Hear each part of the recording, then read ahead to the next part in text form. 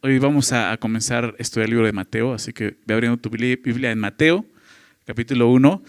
Hemos estado avanzando en el Antiguo Testamento los miércoles. Iniciamos desde Génesis. ¿Quién estuvo por acá en Génesis? ¿Quiénes son compañeros de Génesis? ¿No? Nadie. Dices, no somos de... por allá atrás está Wendy ahí. Desde Génesis empezamos, es más, ni era los miércoles, era los jueves. Nos reunimos los jueves al principio y los domingos, ¿verdad? Bueno, al principio los jueves, ya después pasamos a domingos y luego regresamos pasamos de jueves a miércoles, ¿verdad? Pero desde Génesis pasamos por todo el Pentateuco, ¿verdad? Éxodo, Levítico, Números, Deuteronomio, Jueces, ¿verdad?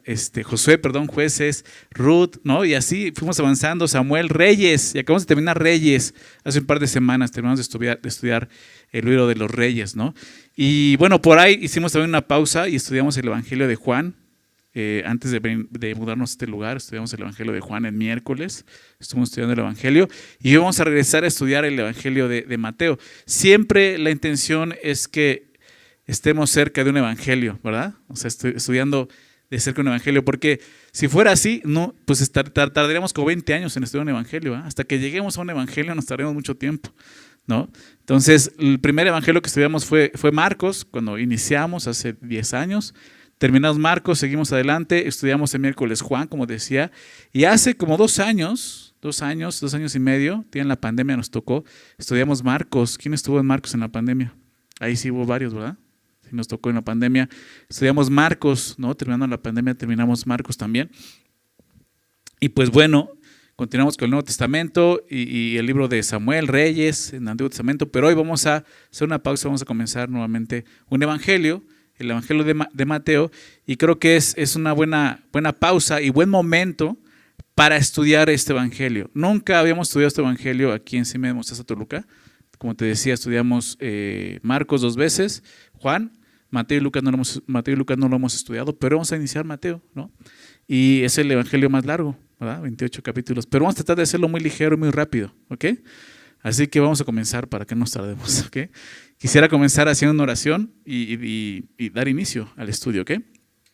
Vamos a orar. Señor, agradecemos que este día nos permita estar juntos para meditar en tu palabra y conocerte, Señor, y cuánto más a través de esta escritura, Señor, el Evangelio de Mateo, Señor. Toda la palabra, Señor, da testimonio de ti, lo sabemos. Toda la escritura da testimonio de ti, pero, Señor, los evangelios hablan y narran tu vida aquí en la tierra, lo que hiciste, Señor, y a través de ellos podemos conocerte un poco más y conocer tu persona y tu carácter y tus atributos, Señor. Y eso es lo que te pedimos a través de este estudio, no solo hoy, Señor, durante todo este tiempo, esa serie de Mateo, que tú nos hables, que tú te reveles a nuestras vidas y corazones, que tú nos muestres quién eres, ese gran Dios Salvador, Jesucristo, nuestro Rey y Señor. Por favor, Padre, revélanos eso y ponemos este tiempo en tus manos, Señor, pidiendo que sea tu Santo Espíritu con nosotros, guiándonos a través de tu palabra, enseñándonos, corrigiéndonos, redarguyéndonos, instruyéndonos en tu verdad, Señor. Lo pedimos en el nombre de Jesús. Amén. Bien, aunque el libro no nos dice quién escribe el libro, ¿no? O sea, no nos dice como casi las demás cartas, ¿no? O otros libros que nos dicen quién es el autor, ¿no? Pablo, Pedro, ¿no? Santiago. No nos dice realmente, ¿no?, que es Mateo, ¿no? Pero la tradición de la iglesia reconoce que fue Mateo, ¿no? Este hombre llamado Mateo, pero también llamado Leví, ¿sí sabes que se llama así también? Leví. Y él fue quien escribe este evangelio, y Mateo fue un discípulo de Jesús. Realmente es el único discípulo o apóstol, porque fue después un apóstol, que escribió uno de los evangelios. Bueno, Juan también, ¿verdad? De los sinópticos.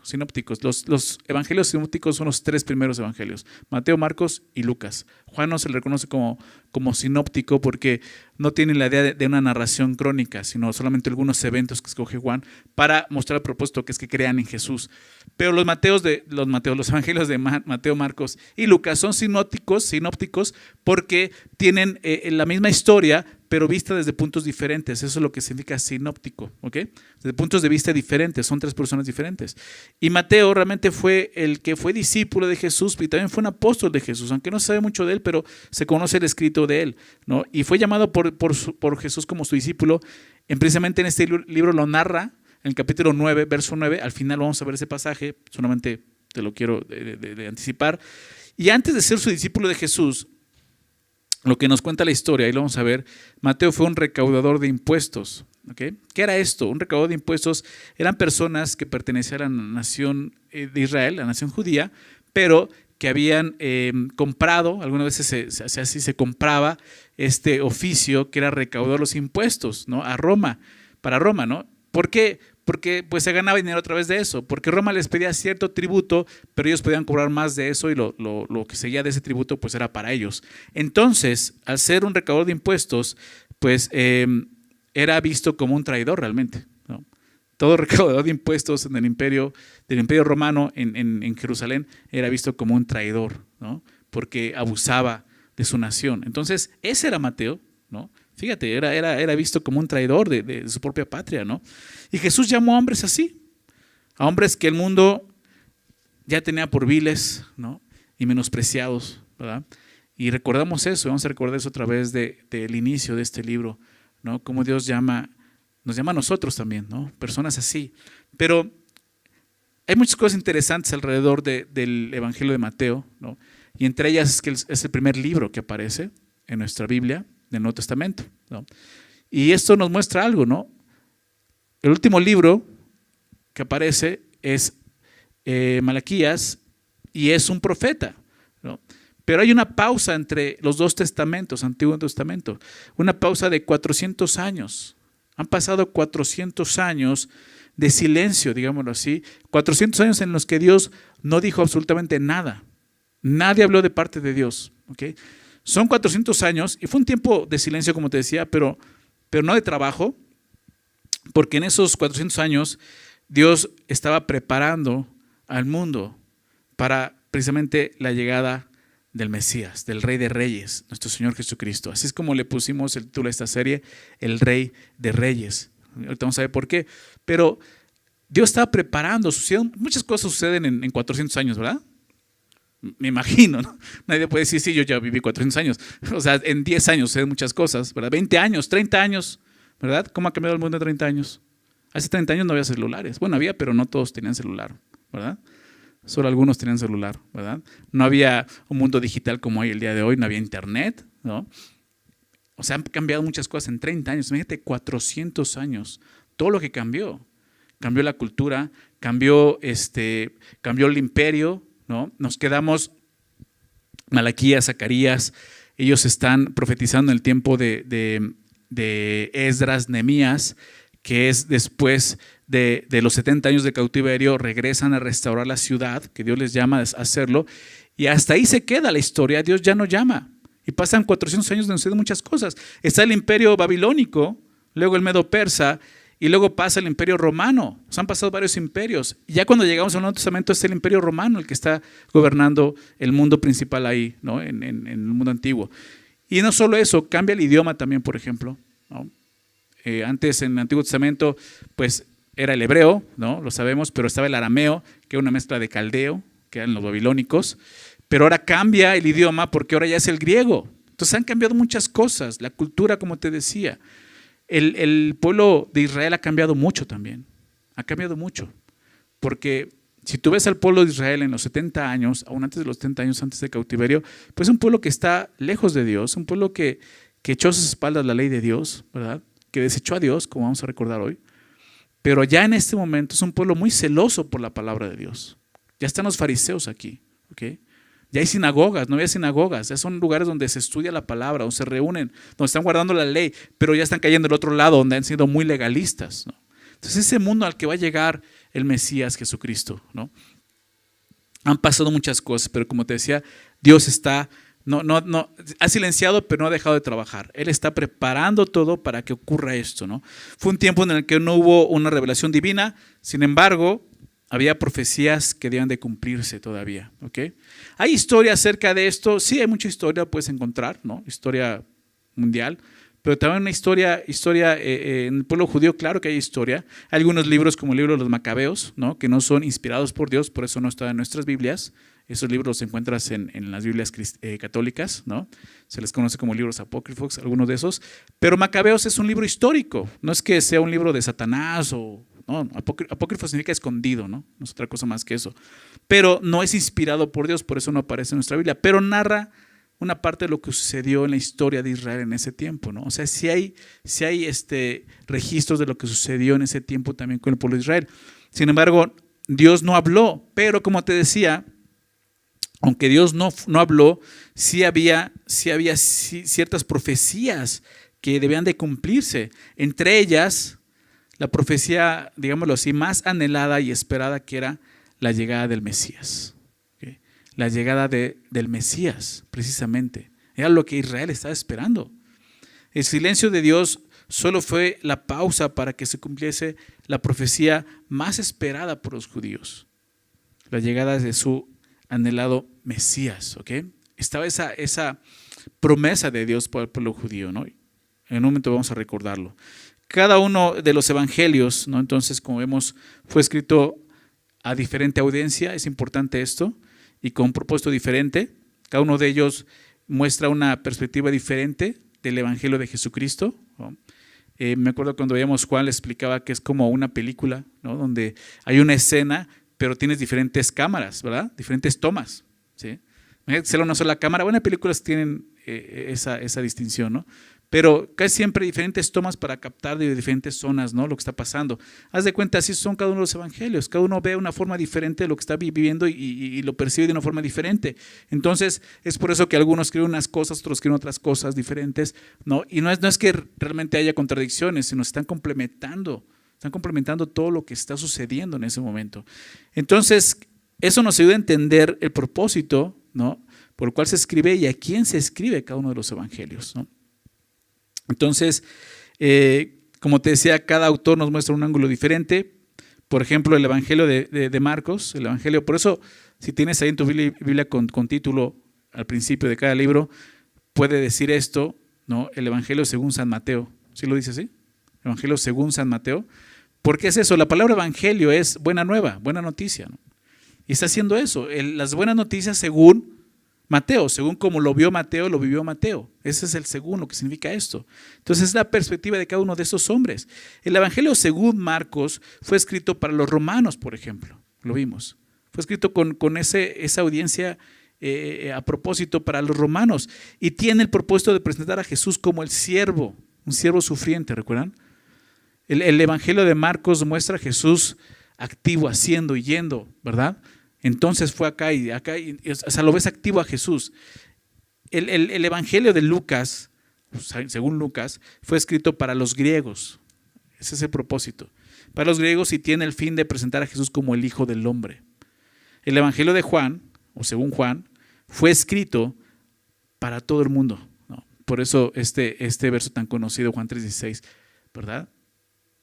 De tal manera amó Dios al mundo, que da a su Hijo unigénito para que todo aquel que en él cree, judíos, gentiles, no se pierda, mas tenga vida eterna. Entonces, es el propósito, ¿no? del Evangelio de Juan. Y lo que revela acerca de Jesús revela a Jesús como Dios, precisamente, ¿no? Pero el Evangelio de según Mateo fue escrito para los judíos, ¿no?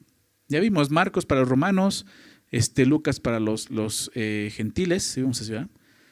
Para los griegos, y Juan para todos, pero Mateo fue escrito específicamente para el pueblo judío. Claro, nos sirve a todos nosotros, pero esa es la audiencia principal, los judíos. Y tiene el propósito de mostrar precisamente a Jesús como el Mesías, como el heredero legal del trono de David, el Rey de Reyes.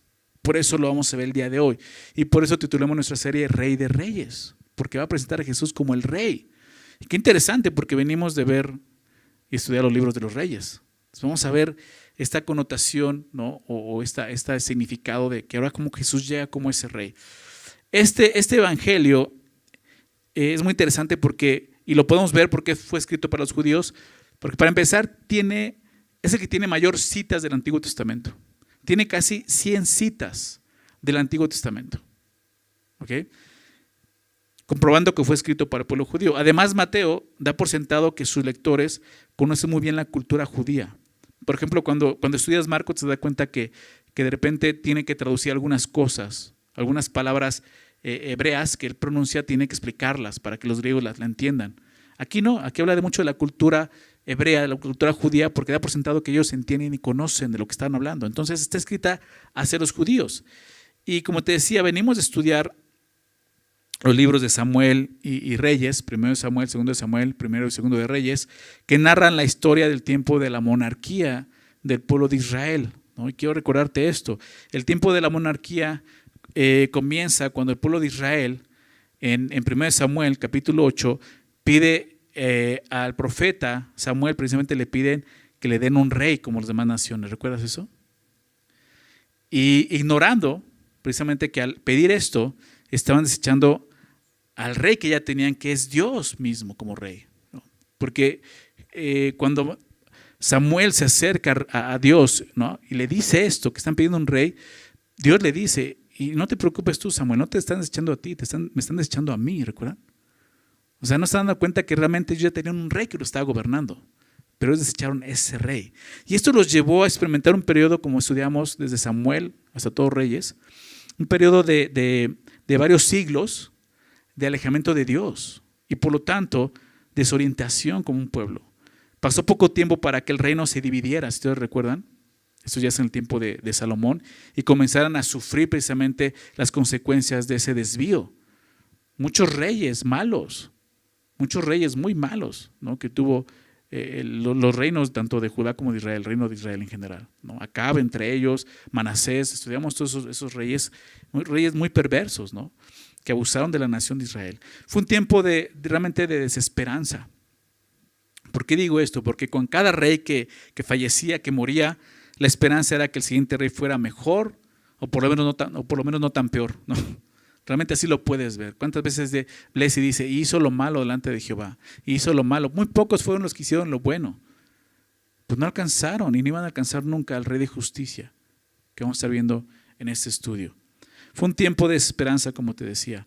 Pero el periodo de la monarquía termina con el cautiverio, porque así como termina, lo vimos hace 2 semanas, el final de Reyes, termina con el cautiverio de 70 años en el reino de Babilonia. Un episodio muy triste, muy trágico, muy duro y muy difícil para Israel. Eso lo estudiaremos más adelante cuando regresemos al Antiguo Testamento. Realmente no hay un libro que nos narre como la historia como venimos en Reyes. De ahí se pasa hasta Esdras y Nehemías, que es el regreso. Pero los profetas como Ezequiel, ¿no? Como Jeremías, Isaías profetizaban eso, pero algunos profetas estuvieron en ese tiempo profetizando. Daniel estaba ahí en Babilonia, ¿no? Entonces, ¿cómo podemos conocer todo lo que vivieron? Pero sabemos que ellos fueron 70 años a Babilonia precisamente por su desobediencia. Fue parte de la disciplina de Dios para el pueblo de Israel, ¿no? ¿Por qué? Porque ellos no obedecieron a Dios, no confiaron en Dios, ¿no? Entonces Dios los lleva, y al llevarlos 70 años, lo que hace Dios es terminar con la monarquía. Porque cuando regresan ya no hay rey en Israel, ya no hay reyes. Regresan a lo que Dios dio al principio, que era el sacerdocio, ¿no? Empiezan con eso, hay sacerdotes, ¿no? Y lo puedes ver en Nehemías, ¿no? Y en Esdras, ¿no? Como sacerdote de Dios. Entonces, eso es lo que sucede. Al parecer, en ese periodo Dios termina con la monarquía, llevándose los cautivos 70 años a Babilonia. Así es como termina el periodo de monarquía. La esperanza de un nuevo rey está muy lejana para ellos, ¿no? ¿Por qué? Porque ellos están cautivos ahora 70 años. Muchos de ellos ni saben cuánto tiempo, pero están cautivos en Babilonia. Y pasaron, como vemos aquí, más de 400 años para que ese rey esperado llegara. Y ese rey, pues sería nada más y nada menos que el rey que ellos habían desechado anteriormente. Dios, qué interesante, ¿no? Es como decir, me desecharon, pero aquí regreso con ustedes, ¿no? Dios mismo en la persona del Hijo Jesús.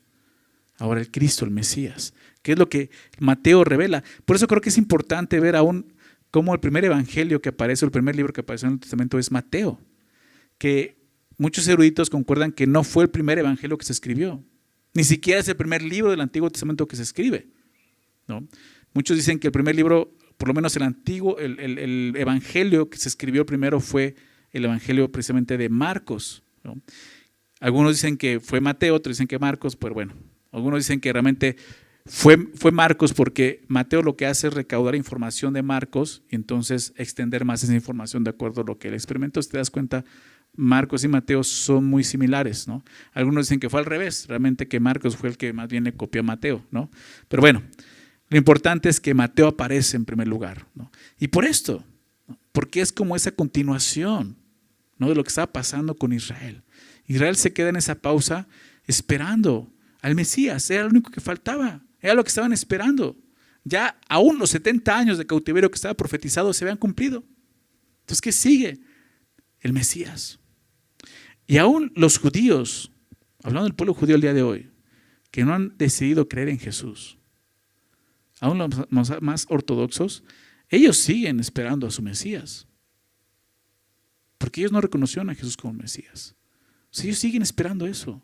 Pero Mateo nos muestra que Él ya está aquí. Y es así como comienza. Mateo capítulo 1, ¿estás ahí? Voy a leerlo. Vamos a ver el día de hoy la primera parte, que es la genealogía, ¿no? Después de hablar del nacimiento. Pero vamos a ver esta parte del 1 al 17. Y dice así: libro de la genealogía de Jesucristo, hijo de David, hijo de Abraham.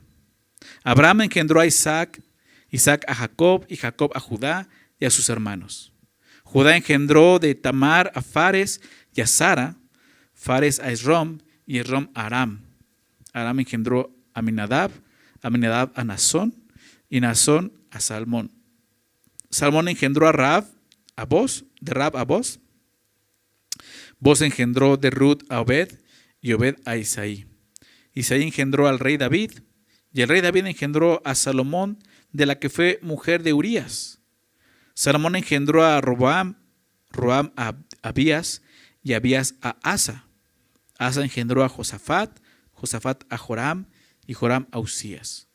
Usías engendró a Jotam, Jotam a Acaz y Acaz a Ezequías. Ezequías engendró a Manasés, Manasés a Amón y Amón a Josías. Josías engendró a Jeconías y a sus hermanos en el tiempo de la deportación a Babilonia. Después de la deportación a Babilonia, Jeconías engendró a Salatiel y Salatiel a Zorobabel y Zorobabel engendró a Abiud. Abiud a Eliakim y Eliakim a Azor. Azor engendró a Sadoc, Sadoc a Akim y Akim a Eliud. Eliud engendró a Eleazar, Eleazar a Matán, Matán a Jacob y Jacob engendró a José, marido de María, de la cual nació Jesús llamado el Cristo. De manera que todas las generaciones desde Abraham hasta David son 14. Desde David hasta la deportación a Babilonia, 14. Desde la deportación a Babilonia hasta Cristo, 14. Entonces vemos en esta genealogía que puedes decir, bueno, ¿pero esto qué? ¿No? Genealogía. Bueno, para empezar, las genealogías eran muy importantes para los judíos. Una muestra más de que fue escrito para judíos, ¿no? Hay otro evangelio que trae una genealogía, sí, el evangelio de Lucas, pero no empieza con una genealogía. La genealogía lo deja más adelante, ¿no? Y tiene su propósito, por el cual cuando estudiemos Lucas lo vamos a ver. Pero la idea es que aquí quiere empezar mostrando el origen del rey que viene, de Jesús, ¿no? Y vamos a ver por qué quiere hablar de esto. Comienza diciendo libro de la genealogía, ¿no? El verso 1. Y en griego la palabra que se traduce como genealogía es muy interesante. ¿Sabes cuál es la palabra en griego? Génesis. Génesis.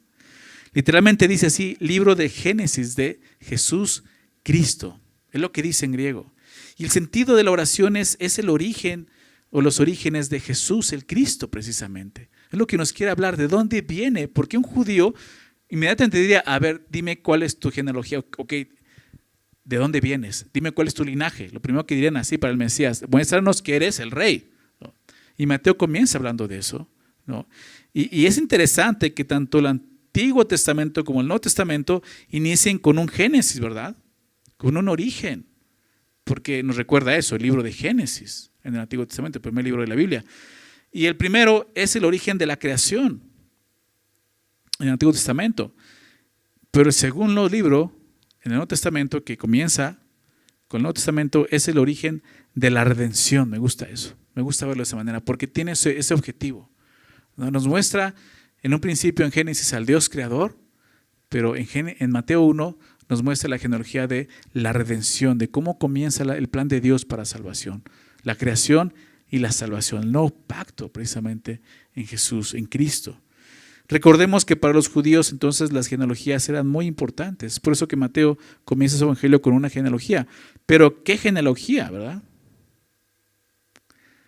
Hay muchas genealogías en el Antiguo Testamento, ¿verdad? Muchas genealogías, ¿no? Hemos pasado por varias, pero ninguna como esta, la genealogía de Jesús, ¿no? El origen, digámoslo así. No es el origen de Dios, quiero dejar claro eso, porque Dios no tiene origen, ¿ok? Él es el principio y el fin, ¿verdad? Más bien es el origen de cómo llegó el Mesías, cómo llegó el Salvador. El Hijo de Dios se hizo hombre y vino a este mundo, ¿ok? Entonces dice esto, ¿no? El libro de la genealogía de Jesucristo. Y aunque para todos nosotros el nombre de Jesucristo es muy común, creo que por el contexto es importante hablar de él, por lo menos tratar de entender su significado, por lo que vamos a ver.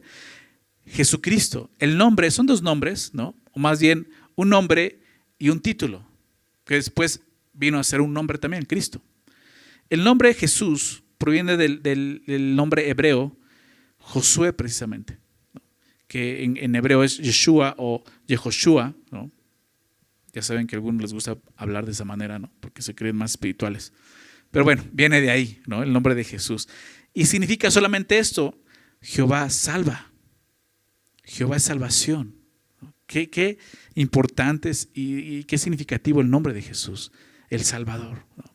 Por eso siempre cuando les hablo de esto, ¿no? En Juan 1:12, ¿recuerdan? Mas todos los que le recibieron. Él mismo dice, ¿quiénes son los que le recibieron? Los que creen en qué, ¿recuerdas? En su nombre.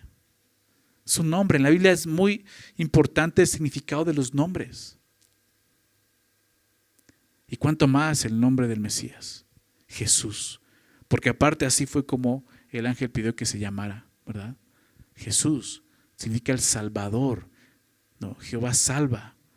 Entonces creer en su nombre es creer que Él es el Salvador, aquel que viene en el nombre de Dios para salvarnos. Y entonces como Dios nos da potestad de ser hechos hijos suyos, ¿verdad? Es en el nombre, es este nombre. Entonces está hablando de eso, del Salvador, Jehová salva. Mientras que el título o el nombre de Cristo proviene del hebreo Mesías precisamente, que en hebreo se dice Mashiach o Masiach, ¿no? También a algunos les gusta hablar de esa manera, pero es eso. Cristo es griego, digámoslo así, Mesías es hebreo y español es ungido. El significado de esta palabra Mesías o Cristo es el ungido. Eso es muy importante porque ungido habla de una persona a que se le está ungiendo. Y para Dios, las personas que Él ungía, acuérdate que el ungimiento, digámoslo así, era derramar un líquido sobre una persona, ¿okay? Ya fuera, casi siempre era aceite, se derramaba sobre la persona, sacerdotes, ¿no? Cuando se les ungía. ¿Qué quiere decir esto de ungir a alguien? No solamente era derramarle, sino era muy significativo y simbólico, porque para empezar era la persona que se estaba eligiendo. Y no solo es que el hombre le elegía, sino precisamente que Dios le elegía para una tarea en particular. Y al momento en que se le derramaba un aceite o el líquido que fuera, ¿no? El vino o hasta sangre, ¿no? Era un acto simbólico de cómo Dios lo estaba llenando de poder para cumplir la misión a la cual estaba llamando, ¿okay? Entonces el ungido hablaba o se refiere a la persona que Dios elegía para una misión o un propósito. Y entonces, por eso se conocía como el Cristo, el Mesías, aquel que Dios va a elegir y va a ungir para liberarnos, para ser el Rey de justicia que estamos esperando. Es lo que el judío esperaba, el pueblo judío esperaba en ese momento, ¿no? Y sigue esperando, los que no han conocido a Jesús. Entonces, el ungido hablaba de eso, la persona que había sido elegida por Dios para una tarea y capacitada por Dios para esa tarea. Más adelante vamos a ver cómo Jesús ya es ungido con el Espíritu Santo cuando es bautizado. Pero Jesús es el ungido, es aquel que Dios eligió. Entonces es muy significativo leer este nombre Jesucristo, porque está hablando de el nombre que significa que es el Salvador, Dios salva, y es a través de esta persona, aquel que ha ungido. Entonces Jesucristo es el elegido por Dios como, digámoslo así, como Salvador. ¿Me explico? Por eso lo presenta así, es la genealogía de aquel que Dios eligió para salvarnos. Además, Mateo presenta a Jesús como el cumplimiento de la promesa que Dios hizo en 2 pactos. 2 de los pactos más importantes que Dios hizo con el hombre. El pacto de David y el pacto de Abraham. ¿Recuerdas esos 2 pactos? Cada promesa tenía un significado importante que se cumple a través de Jesucristo. Por eso ahora en el verso 1 Mateo dice esto. Libro de la genealogía de Jesucristo, hijo de David. ¿Hijo de quién más? De Abraham, ¿te das cuenta? Es muy significativo lo que está diciendo. Digo, para nosotros podemos leerlo de pasada, pero para un judío tiene mucho significado y es importante que lo entendamos, el significado que nos quiere dar. No porque seamos judíos, sino porque entendamos quién es Jesús. Hijo de David. El pacto se refiere al pacto que Dios hizo con este hombre llamado David, que era el rey David. Ese pacto consistía en la promesa de darle un descendiente, precisamente, de su linaje, uno de su linaje, que reinaría para establecer un reino eterno. Acompáñame a Samuel, vamos a ver este pacto, a recordar este pacto. Segundo de Samuel, es donde hemos estudiado con el rey David. Segundo de Samuel, capítulo 7, versículo 12.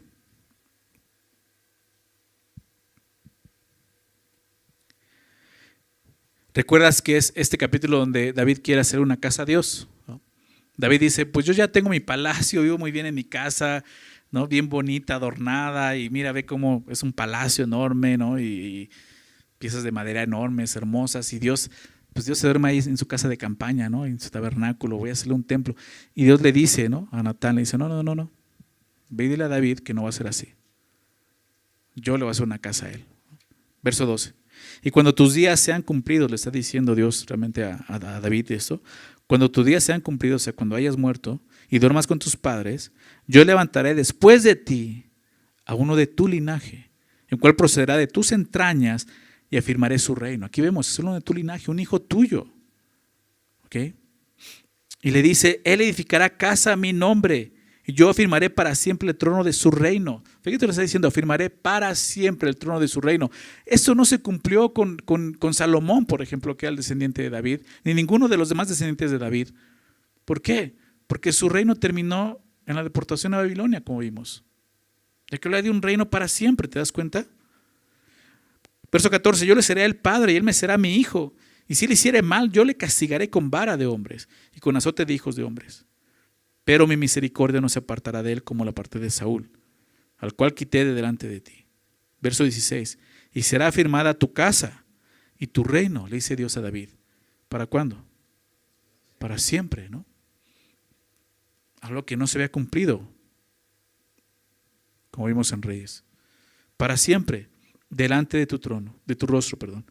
Y tu trono será estable, ¿cuánto? Eternamente.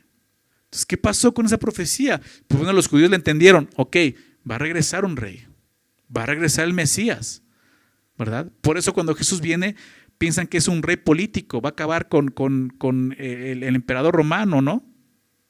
Pero Jesús vino con otro tipo de reino, que es lo que vamos a estar viendo en Mateo. Entonces, les dice esto, su trono será estable eternamente.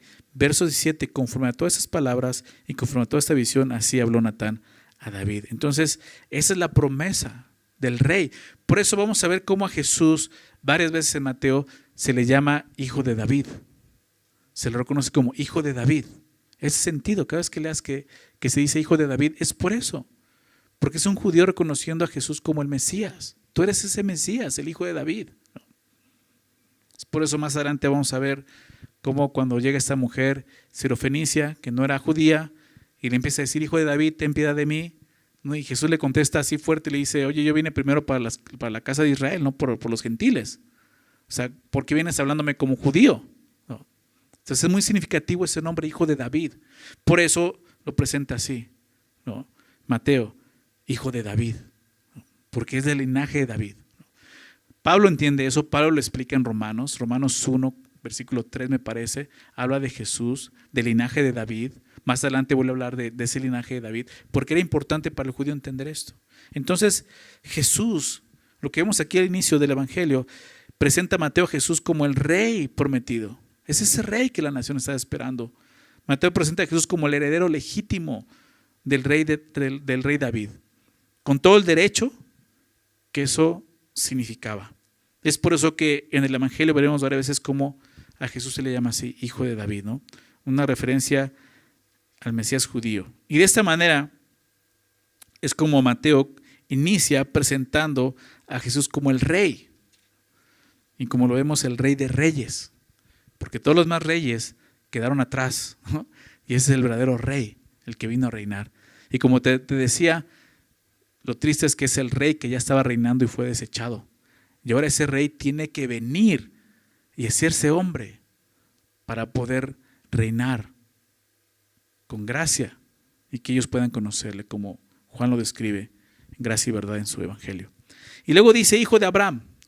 Es muy interesante también. Hijo de David, hijo de Abraham. ¿Por qué? Los judíos consideraban a Abraham como el padre de su nación, de la nación judía. Era el padre de Abraham, ¿verdad? En el Nuevo Testamento se menciona como el padre de la fe también de los creyentes, ¿no? Pablo lo ve así, ¿no? Pero es el padre de la nación judía. Y siglos antes de David, muchos siglos antes de David, Dios también hizo un pacto con Abraham, prometiéndole, ¿recuerdan qué fue lo que le prometió? Una descendencia también, ¿se acuerdan? ¿Recuerdas? David no podía tener hijos. Acompáñame a Génesis capítulo 12, vamos a ver este pacto. David no podía tener hijos, su esposa Sarai Abraham, no podía tener hijos. Sí, porque David tuvo muchos hijos. No, David sí. Abraham no podía tener hijos, su esposa Sarai es la que no podía tener hijos. No. Y Dios lo llama en Génesis capítulo 12, desde el 11, pero lea el 12, 11 llamado. Voy a leer desde el verso 1. Pero Jehová había dicho a Abraham, vete a tu tierra y de tu parentela y de la casa de tu padre y la tierra que te mostraré. Y haré de ti una nación grande. Aquí empieza la bendición y el pacto. Y haré de ti la promesa, una nación grande, y te bendeciré y engrandeceré tu nombre y serás de bendición. O sea, la promesa de te voy a hacer una nación, pero Abraham podía decir, Señor, pero no tengo hijos, ¿no? Como más adelante le dice. Y le dice, no, te va a heredar tu hijo, vas a tener un hijo. O sea, va a ser una nación de ti, de tu linaje. Una nación grande. Engrandeceré tu nombre y serás bendición. Pero ve lo que dice el verso 23. Bendeciré a los que te bendijeren y a los que te maldijeren maldeciré. Y serán benditas en ti, Abraham. Serán benditas en ti, Abraham, todas las familias de la tierra. Ese es el pacto que Dios hizo con este hombre. Y el pacto, no solamente, era hacer una descendencia, pero con un propósito. Ser de bendición a todas las familias de la tierra. Más adelante, varias veces en Génesis, Dios confirma el pacto con Abraham. Y confirma esto. En ti serán benditas todas las naciones, todas las familias de la tierra. ¿Qué tiene que ver con esto, con Jesús, hijo de Abraham? Pues que el propósito de la descendencia sería bendecir a todas las naciones. Dicho en otras palabras, Jesús es la bendición para todas las naciones, para todo el mundo, siendo el Salvador, ¿te das cuenta? Porque ese era el propósito, que Israel anunciara a este gran, glorioso Dios y la salvación precisamente de este Dios. Y falló. Pero en Jesús, y me acuerdo mucho cómo Gálatas lo dice Pablo, él explica y dice, no dice en tus simientes, dice en tus simientes serán benditas todas las naciones. Y dice una simiente, y esa simiente es Cristo. Cristo, qué increíble, cómo Pablo, inspirado por el Espíritu Santo, da la interpretación, nos muestra esa simiente es Cristo. Y aquí lo estamos viendo en el Evangelio de Mateo. Es la bendición para todo ser humano, para todo el mundo, no solo para el pueblo judío, para todos. Por eso se menciona hijo de Abraham. Estos dos pactos Jesús vino a cumplirlos. El Rey y el Salvador, ¿te das cuenta? Jesús, el Cristo. Qué increíble, ¿no? Verlo así de esta manera. Si nada más lo leemos, no nos damos cuenta de esto, pero tiene mucho significado lo que Mateo dice en su primer versículo, tan solo su primer versículo. Y así nos vamos a ir en cada versículo, ¿no es cierto? Hay unos comentaristas, hay un comentarista que me gusta mucho porque profundiza mucho sobre todo en el lenguaje griego, pero él sí se aventó un versículo por versículo y su tomo de su evangelio es como este pedazo. Dije, no, ya no lo voy a estar leyendo, que voy a estar leyendo ya eso. Pero, digo, saca muchas cosas, pero dije, no, lo voy a aburrir, aparte nos va a dar años. Yo creo que sí vamos a aventar 10 años en Mateo si nos vamos así. Entonces, no, vamos a tratar de ir rápido. Entonces, como te decía, vamos a avanzar, ¿no? Pero lo que ahora sigue es precisamente la genealogía, ¿no? Versículo 2, ¿no? Y comienza con Abraham, ¿no? Diferente a Lucas, Lucas empieza desde Jesús hasta Adán. Aquí empieza de Abraham hacia Jesús, ¿no? Entonces, dice verso 2, Abraham engendró a Isaac, Isaac a Jacob y Jacob a Judá y a sus hermanos. Judá engendró a Tamar, de Tamar a Fares y a Sara, Fares a Rom y Rom a Aram. Aram engendró a Aminadab, Aminadab a Nazón y Nazón a Salmón y Salmón engendró a Rahab. De Rahab a Boz, Boz engendró de Ruth a Obed y Obed a Isaí. Y Isaí engendró al rey David. Y el rey David engendró a Salomón, de la que fue mujer de Urías. Salomón engendró a Roboam, Roboam a Abías y Abías a Asa. Asa engendró a Josafat, Josafat a Joram y Joram a Usías. Usías engendró a Jotam, Jotam a Acaz y Acaz a Ezequías. Ezequías engendró a Manasés, Manasés a Amón y Amón a Josías. Josías engendró a Jeconías y a sus hermanos en el tiempo de la deportación a Babilonia. Entonces, aquí la genealogía, lo primero que nos habla es desde Abraham hasta el tiempo de la aportación a Babilonia. ¿Qué nos enseña en esos primeros versículos de la genealogía? Pues vemos cómo abarca de Abraham hasta la deportación, pasando por toda la etapa, obviamente, de Génesis, pasa por los patriarcas, el Éxodo, Josué, la conquista de la tierra de Canaán, los jueces, el tiempo de los reyes, ¿no? Hasta llegando al cautiverio o la deportación babilónica. Muchos años de historia y muchos personajes, ¿ok? Por eso decía que podríamos profundizar en cada uno de ellos, investigar y hablar de ellos, pero no vamos a hacer eso. Lo interesante, ¿no?, y distintivo de esta primera parte, ¿no?, es la mención de algunos conocidos, como podías ver ahí, ¿no? Salomón, David, Manasés, ¿no?, algunos que se menciona, pero creo que lo que más distingue es la mención de mujeres. Se menciona algunas mujeres, lo que no era común en las genealogías judías. No era común que aparecieran mujeres, siempre la genealogía venía por patriarcas, por los padres, por los hombres, por los varones. Pero aquí empieza a hablar de mujeres. Mateo incluye a 4 mujeres del Antiguo Testamento en la genealogía de Jesús, precisamente. Y eso también es significativo, porque ¿quiénes eran estas mujeres? 3 de ellas están relacionadas con actos vergonzosos. Y quiero mencionarte cada una de ellas. Quizás no las conoces, quizás las conoces. La primera que se menciona es Tamar, obviamente de Abraham pasa a Isaac, ¿no?, de Isaac a Jacob y Jacob a Judá. Y de ahí de Judá, dice que Judá engendró de Tamar a Fares y a Sara. Tamar fue esposa de y fue el hijo mayor de Judá precisamente. Entonces, a ver, o sea, ¿que era su suegro? Sí. Y dice, ¿y de él tuvo 2 hijos? Sí, es lo que dice ahí. La historia en el libro de Génesis, eso lo puedes ver en Génesis 38, si quieres checarlo en casa, Génesis 38, nos cuenta que esta mujer tuvo 2 hijos, Fares y Sara, hijos precisamente de su suegro. Con su suegro tuvo esos 2 hijos. Y en un acto inmoral por la falta de lealtad de Judá, precisamente, vas a ver la historia, Tamar engaña precisamente a su suegro, haciéndose pasar por prostituta, y de esta manera concibe de él, y concibe gemelos, concibe 2 hijos. Entonces, esta mujer engaña a su suegro, ¿no?, tiene relaciones con él precisamente para poder tener descendencia. Y es así como llega la descendencia de Jesús. Luego se menciona a Rahab, ¿no?, mucho más adelante en el verso 4, dice que Salmón, verso 5, engendró a Rahab, a Boz. Interesante, ¿no? Y lo vimos un momento cuando pasamos por Josué. Rahab era una prostituta precisamente, ¿no? Fíjate qué tipo de mujeres encontramos ahí, ¿no?, en la genealogía de Jesús. Una prostituta que vivía en la ciudad de Jericó, ¿recuerdan? Era de Jericó. Y bueno, además de ser prostituta era gentil. Además de ser prostituta era gentil. Y a ella se le conoce por ser la mujer que ayudó a los espías judíos que fueron a Jericó para investigar la ciudad en el tiempo de Josué. ¿Recuerdan la historia? Es la mujer que los oculta, ¿no? Los ayuda a esconderse, ¿no? Y ayuda y cree en el Dios, cree que Dios va a hacer algo, ¿no? Va a destruir su ciudad, y es por eso que tuvo fe, ¿no? Y se conoce como una mujer que tuvo fe.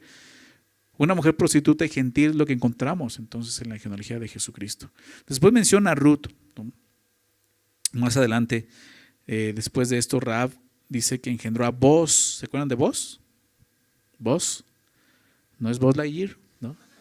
Así le diría a los niños de la escuela, no es Buzz Lightyear, ¿no? Porque luego ya pensaban en Boz, ¿no? No, este Boz es el de la Biblia. Y este Boz precisamente es el que se casa con Ruth. ¿Se acuerdan de Ruth? ¿No? Bueno, pues su mamá era Rahab, imagínense, ¿no? Entonces, menciona a Ruth, ¿no? Y sobre ella no encontramos alguna falta inmoral, ¿no? Claro que fue pecadora, pero en su libro no se menciona nada sobre su pecado. Sin embargo, lo que sí sabemos es que ella no era judía. ¿Recuerdan? Noemí, su suegra, era judía. Ruth no era judía. No se conoce la historia. No provenía del pueblo elegido de Dios. Al contrario, ella procedía de un pueblo que tuvo una mala reputación entre el pueblo de Dios, y ella procedía precisamente de ese pueblo llamado Moab, ¿no? Déjame hablarte un poco acerca de los moabitas. ¿Has escuchado de los moabitas? Moab. Los moabitas se originaron de una relación incestuosa, ¿okay?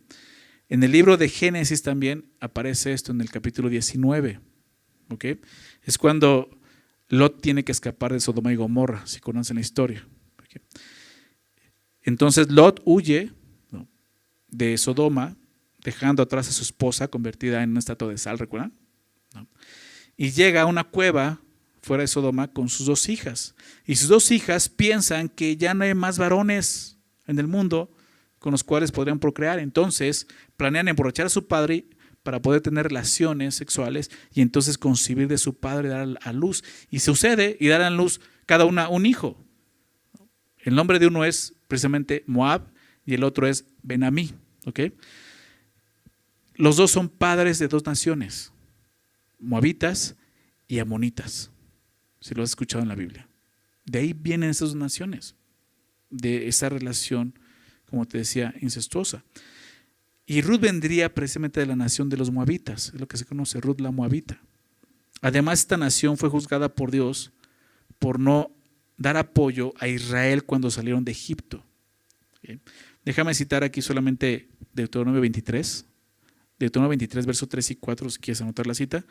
Dice así: no entrará amonita ni moabita, es lo que Dios dice a Israel, en la congregación de Jehová, ni hasta la 10ª generación de ellos. No entrarán en la congregación de Jehová para siempre, por cuanto no salieron a recibir con pan y agua al camino cuando saliste de Egipto. Es lo que está diciendo, porque ellos no les ayudaron, no les salieron a recibir, y porque alquilaron contra ti otra cosa más, a Balaam. ¿Recuerdan de Balaam? Hijo de Beor, de Petor de Mesopotamia, para maldecirte. Entonces era una nación contraria, enemiga de Israel. De ahí venía Ruth precisamente. Y aquí lo vemos en la genealogía de Jesús. Y por último se menciona a una mujer que no se menciona su nombre, pero todos sabemos quién es. Qué triste, ¿no? Que se reconozca de esta manera. Fíjate lo que dice el verso 6. Isaí engendró al rey David. ¿Se acuerdan del rey David? Y el rey David engendró a Salomón, de la que fue mujer de Urías. O sea, Mateo se encarga de recordarnos el pecadote de David y de esta mujer, que no dice su nombre, pero tú y yo sabemos quién es. Betsabé, ¿verdad? La mujer de Urías. Entonces, sabemos que se refiere a Betsabé, pero pues ni siquiera dice su nombre. ¿Por qué? Porque quiere esto, recordarnos el pecado de ella. Casi siempre cuando hablamos de ese pecado, hablamos de David, pero también Betsabé pecó, ¿estás de acuerdo? O sea, a Betsabé no le pusieron, nunca vemos que le hayan puesto una pistola en la cabeza. Bueno, no existían las pistolas, ¿verdad? Una lanza en la cabeza, ¿no? O sea, igual fue presionada por el rey, pero ella pudo haber dicho: yo no voy a tener relaciones con el rey. O sea, yo voy a ser leal a mi matrimonio, y aunque me cueste la vida. Pero no vemos eso. Simplemente vemos cómo ella cede, tiene relaciones sexuales con David y aparte tiene un hijo con él. Entonces también fue una mujer que cayó en adulterio. Ella era casada, ¿se dan cuenta de eso? Y aquí lo menciona, mujer de Urías. Y recuerdas, era Urías Eteo, era hitita, tampoco era la nación de Israel. Pero bueno, Betsabé es la mujer que se nombra aquí, ¿no? Una mujer también pecadora. ella siendo esposa de Urías Heteo, cede ante la tentación entonces de tener relaciones sexuales con el rey David, ¿no? Para empezar, una mujer que se baña a la luz de que todo el mundo la vea, por lo menos el rey la está viendo. ¿Recuerdan cómo comienza la historia? Pues creo que también no era una mujer muy, muy sensata, ¿no? Y sabemos todo lo que sucede después de esto, al grado de que pues David asesina a Urías también, ¿no? Termina en un asesinato. El pecado siempre, cuando se trata de ocultar, va a generar más pecado, ¿no? Es lo que sucede. Ahora bien, todas estas mujeres tenían un trasfondo no digno para estar en la genealogía del Mesías. O sea, Mateo pudo haber hecho como todos los judíos, nada más menciona a los hombres. Las mujeres, ¿para qué las menciono? ¿Pero por qué lo hace? Tiene un significado. Estas mujeres, como te decía, pues no eran dignas de estar ahí. Engaño, incesto, prostitución, adulterio, gentiles. Pero sí, de ahí viene el linaje del Mesías. Lo que Dios estaba queriendo mostrar era que el Rey de Reyes vendría bajo un reino de gracia. ¿Te das cuenta? Porque queremos gracia. El hecho de que dos de estas mujeres eran gentiles, Rahab y Ruth, Rahab era de Jericó y Ruth moabita, resalta la misión, esta misión de Jesús, una misión universal como el Salvador, tanto de judíos como de gentiles. Nos recuerda eso. Entonces vemos la gracia de Jesús para todos los hombres, no solo para los judíos. Y al poder considerar la gracia que Jesús vino a manifestar, de esta manera todos nosotros podemos encontrar esperanza en eso. ¿Te das cuenta? Porque si fuera solamente así, muchos de nosotros no podríamos tener esperanza en Cristo. No importa si tú vienes de una familia disfuncional o si tu pasado está lleno de estas cosas, de que digas, a mí me da pena hablar de quién fue mi padre, quién fue mi madre. Jesús sabe lo que eso es. ¿Te das cuenta? Y aún así Él murió por nuestros pecados. Esto es lo hermoso de ver a Jesús como ese Rey de gracia, el Mesías. O sea, Él vino y vamos a ver más adelante, nació. ¿Recuerdas dónde nació Jesús? En Los Ángeles de las Lomas, ¿no? En un pesebre entre animales. Porque Él vino a identificarse con nosotros, con lo más vil, siendo justo, ¿verdad? En semejanza de pecador, pero sin pecado. Semejanza de carne de pecado, pero sin pecado, dice la palabra. Entonces, lo primero que empezamos a ver es esto, es gracia y esperanza para nosotros. Vamos a continuar, versículo 12. Bueno, y además todos los demás hombres que menciona, ¿no? Dejemos atrás los hombres, tampoco eran buenos, que digamos. El rey David, precisamente el rey David. Dice que era un hombre conforme al corazón de Dios, sí, porque fue un hombre que se arrepintió, pero fue un adúltero, fue un asesino. Y ahí está, en la lista. Bueno, ¿qué podemos decir de Abraham también? Falló, ¿verdad? Puso en riesgo a su esposa, lo sabemos. Vemos también a Jacob, ¿te acuerdas de Jacob? ¿Cómo engañó a su propio padre? Bueno, Judá, hablamos de Judá, el suegro de Tamar, no cumplieron su palabra. Otros más que menciona, ¿no? Salomón comenzó bien pero terminó mal, ¿verdad? Al grado que el reino se dividió por consecuencia de su reinado, ¿no? Manasés se menciona por ahí, varios reyes que vimos que fueron malos reyes, y todos están en esta genealogía de Jesús. Verso 12. Después de la deportación a Babilonia, que son los 70 años, Jeconías engendró a Salatiel, y Salatiel a Zorobabel, y Zorobabel engendró a Abiud, Abiud a Eliakim, y Eliakim a Azor, Azor engendró a Sadoc, Sadoc a Akim, y Akim a Eliud. Eliud engendró a Eleazar, Eleazar a Matán, Matán a Jacob, y Jacob engendró a José, marido de María, de la cual nació Jesús llamado el Cristo, ¿no? El texto nos indica, ¿no? Porque ya no sé mucho de esa historia, porque esto fue lo que sucedió después de los 400 años, ¿no? Que Dios no habló, pero se ve genealogías, ¿no? Era muy importante para los judíos tener su genealogía, ¿no? Su linaje, de dónde venían. Y llegamos hasta Jesús, ¿no? Dice el verso 16, y Jacob engendró a José, pero es lo que dice, marido de María, de la cual nació Jesús llamado el Cristo. Entonces, realmente no está diciendo que Jesús nació de José, porque la genealogía llega hasta José. Pero sabemos que José no es realmente el padre biológico de Jesús, pero es el esposo de María, ¿no? Entonces es como, bueno, entonces ¿qué fue su padrastro? Bueno, digamos algo así, lo adoptó como hijo. Pero entonces, ¿cómo puede ser que ese sea la linaje de Jesús si no está llegando a María? Bueno, el texto nos indica que Jesús nació de María, ¿ok? ¿Sí dice así tu Biblia? De la cual nació Jesús, de María, ¿ok? No de José. ¿Por qué? Porque el nacimiento de Jesús sabemos que fue virginal, nació de una virgen. O sea, en el nacimiento de Jesús no hubo un hombre, no participó un hombre, no hubo la simiente del hombre, ¿me explico? Fue a través de María. Y sabemos que Jesús fue concebido no por un hombre, sino por el Espíritu Santo precisamente.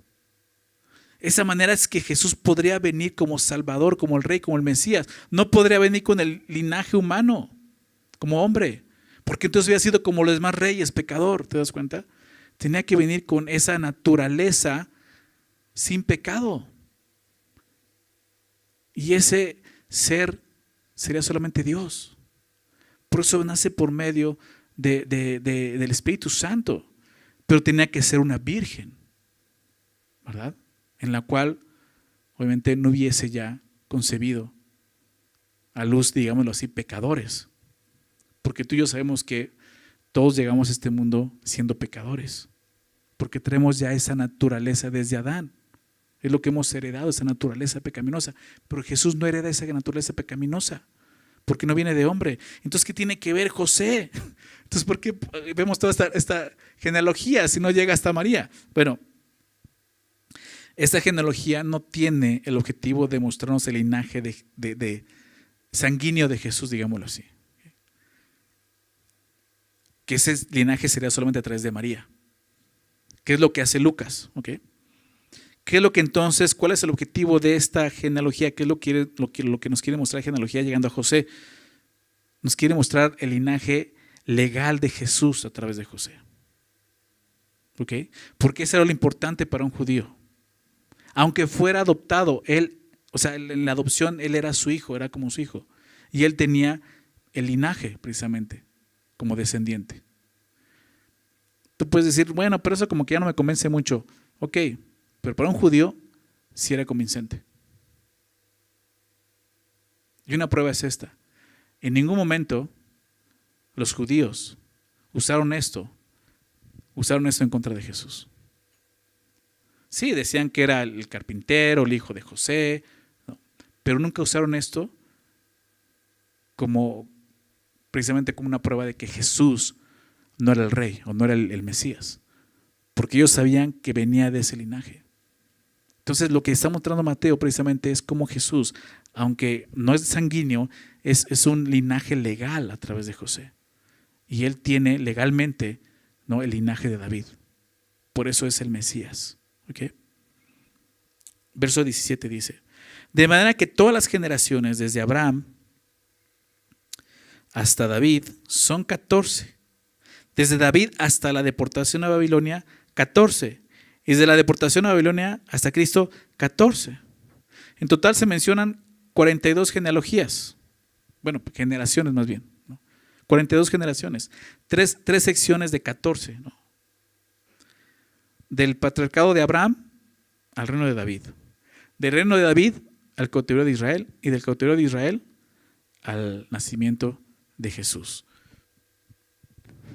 Dices, bueno, 14, 14, 14. Y de repente ya muchos empiezan a ver el número 14 como algo importante y sacar ahí matemáticas y a ver el nombre de David vamos a dividirlo en hebreo y vamos a sacar números. No, espérate. Para empezar, esta genealogía no es exhaustiva. O sea, si le llegas a comparar y muchos estudios llegan a ver que pues no, o sea, realmente hicieron falta otros nombres. ¿Okay? ¿Por qué lo hace así? No sé, Mateo tiene sus registros, ¿no? Muchas de las genealogías, aún en el Antiguo Testamento, puedes darte cuenta que también, sobre todo en Crónicas, lo puedes ver junto con Reyes, faltan nombres, ciertos nombres. No es que esté mal, las genealogías se ven de esa manera y se encuentran de esa manera. Entonces, hace mención 14, 14, 14, ¿por qué? Pues porque le gustaba el número 14 a Mateo, ¿no? A lo mejor, no sé por qué. Pero hace referencia a eso, ¿no? O sea, pasaron de linaje, linaje, linaje. Fueron 42, como vemos, 42 generaciones, ¿no? Pero, ¿qué es lo que aprendemos de todo esto? En esta genealogía Dios nos muestra lo que hemos visto, gracia y esperanza, ¿verdad? Porque es la genealogía de Jesucristo, el Salvador. Eso es lo que Jesucristo vino a ofrecer al hombre. Es sorprendente saber que en la genealogía de Jesucristo encontramos tanto pecado, ¿verdad? Si realmente es el Mesías, dirías, no, este tiene que haber nacido de los mejores, de los menos pecadores, por lo menos, porque todos somos pecadores. Pero no, no fue así. A Dios no le sorprende que sea así. ¿Sabes por qué? Porque su reino está lleno de pecadores. Pecadores redimidos por la muerte de su Hijo en la cruz, precisamente. Y eso es lo que Jesús, eso es lo que nos va a enseñar el Nuevo Testamento. Eso es lo que aprendemos en todo el Nuevo Testamento. Acompáñame a 1 Corintios, por favor, recordando este texto. 1 Corintios, capítulo 1.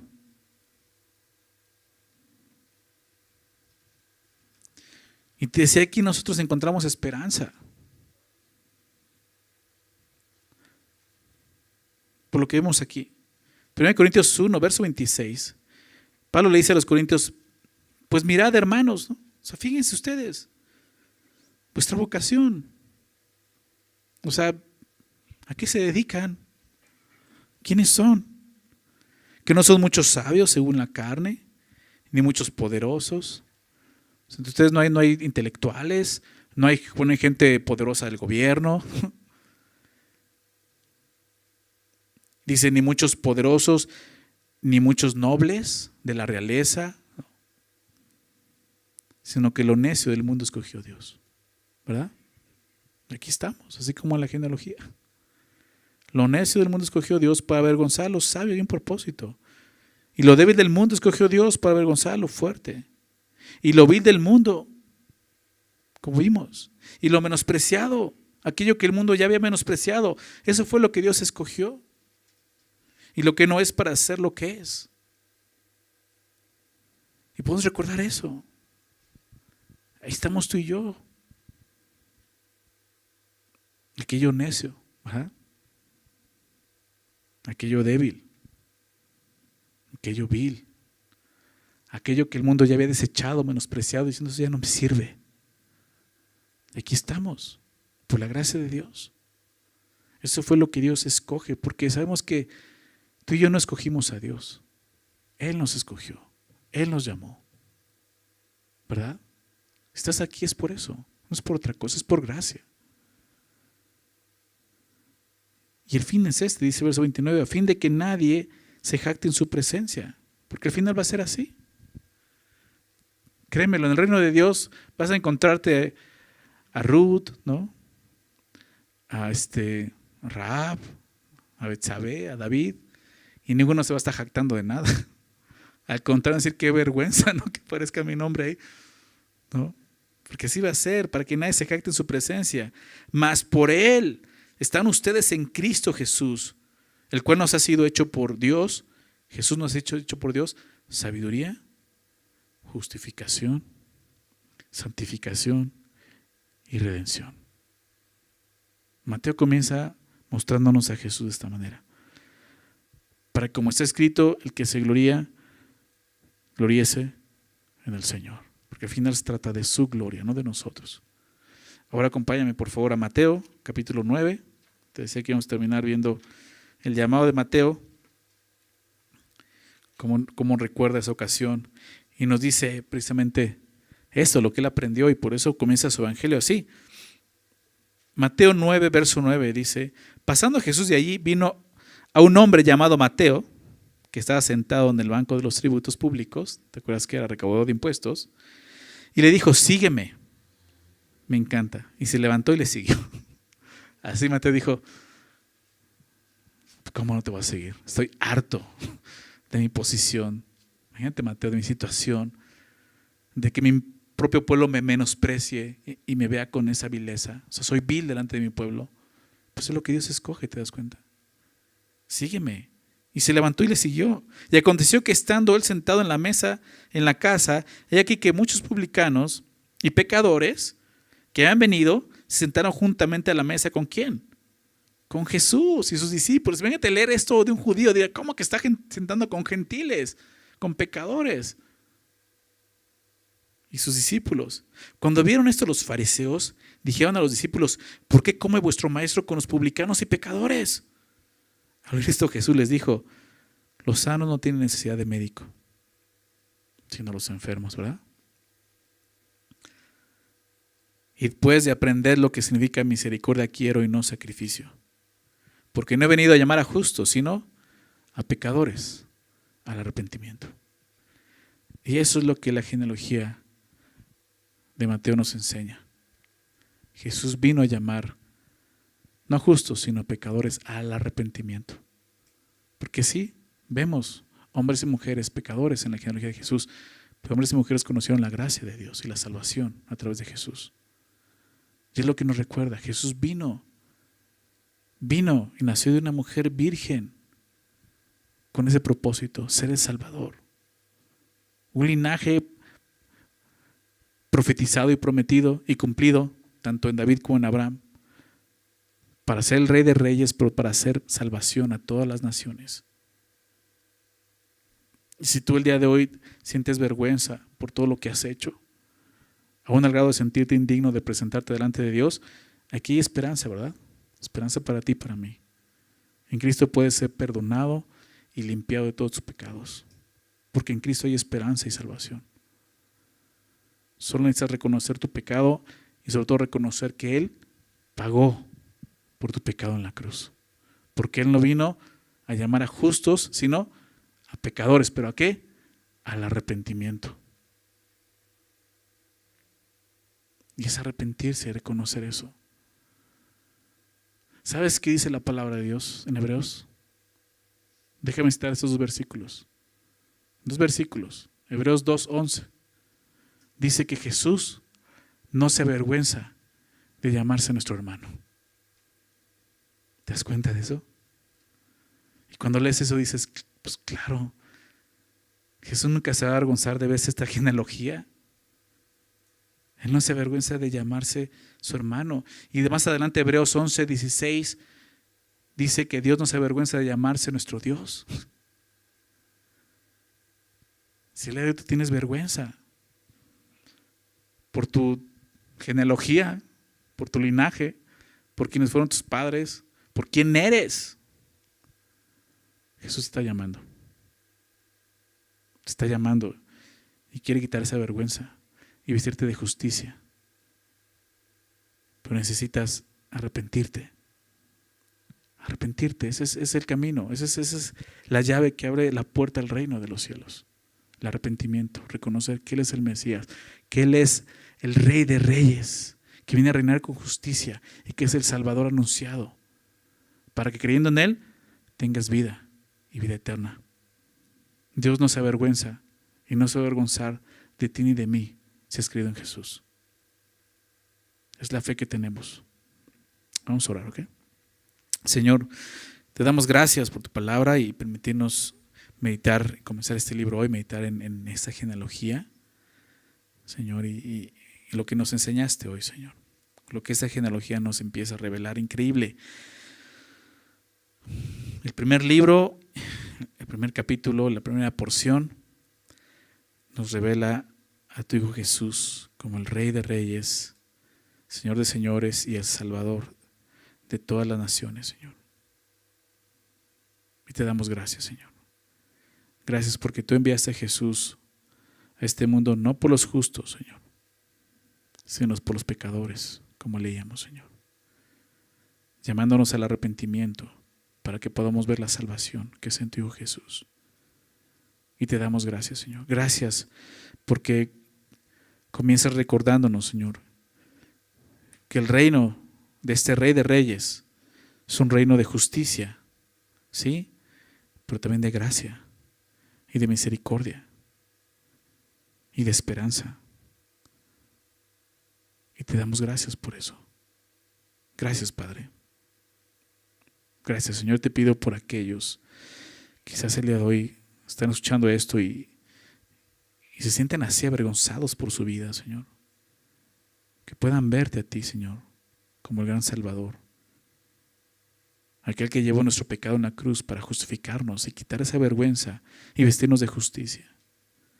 Que puedan creer en ti, puedan encontrar salvación y puedan salir de aquí, Señor, sin ninguna culpa, sin ninguna condenación, con tu justicia, Señor, y con lo que eso implica, Señor, libertad en Cristo. Y los que ya hemos sido justificados, gracias por recordarnos de qué se trata, Señor, tu reino. Porque en adelante vamos a empezar a estudiar eso, Señor. Tú el Rey y tu reino. Y entender eso, Señor.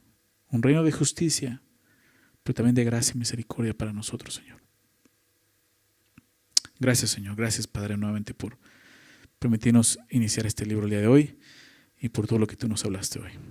Te damos gracias en el nombre de Jesús. Amén.